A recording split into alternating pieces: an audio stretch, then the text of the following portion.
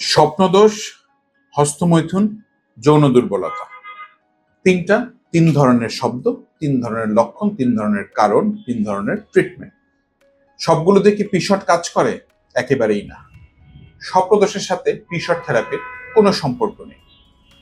2 নম্বর হচ্ছে হস্তমৈথুন। সাধারণত দেখা যায় যে এক ধরনের মানসিক সমস্যার কারণে বেশি হয়ে থাকে, আবার কিছু কিছু এক্সটেন্ট পড়তে এটা একদম স্বাভাবিক একটা প্রক্রিয়া। সুতরাং এখানেও পিশট বা প্রায়াপাস শট বা প্লাজমা শটের কোনো ভূমিকা নেই। হ্যাঁ, যৌন দুর্বলতার ক্ষেত্রে পিশট থেরাপির অনেক ধরনের ভূমিকা রয়েছে, অনেক ধরনের উপকারিতা রয়েছে, তবে সেটা কিন্তু কারণ ভেদে। আমি আগের অনেক ভিডিওতে বলেছি যে ভাস্কুলেচার অ্যাবনর্মালিটির জন্য যদি ভেনাস লিকেজ নামক প্রবলেমটা থেকে থাকে তাহলে কিন্তু পিশটে কোনো কাজ করে না।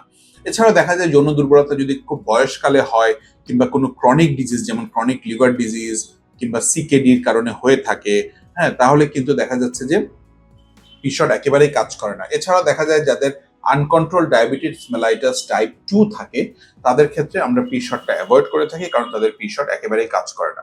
সুতরাং যৌন সমস্যা হলেই বা ইরেকটাইল ডিসফাংশন হলেই কিংবা স্বপ্নদোষ, হস্তমৈথুন যাই হোক না কেন সবকিছুর জন্য পিশটে ঝাঁপিয়ে পড়তে হবে, ব্যাপারটা কিন্তু এরকম না। পিশট কিন্তু আমরা খুব স্পেসিফিক ভাবে, খুব স্পেসিফিক কায়দায় পেশেন্ট আইডেন্টিফিকেশন এবং পেশেন্ট সিলেকশন করেই কিন্তু কেবল থেরাপি করে থাকি। সবকিছুর জন্য কিন্তু এই ধরনের ট্রিটমেন্ট না।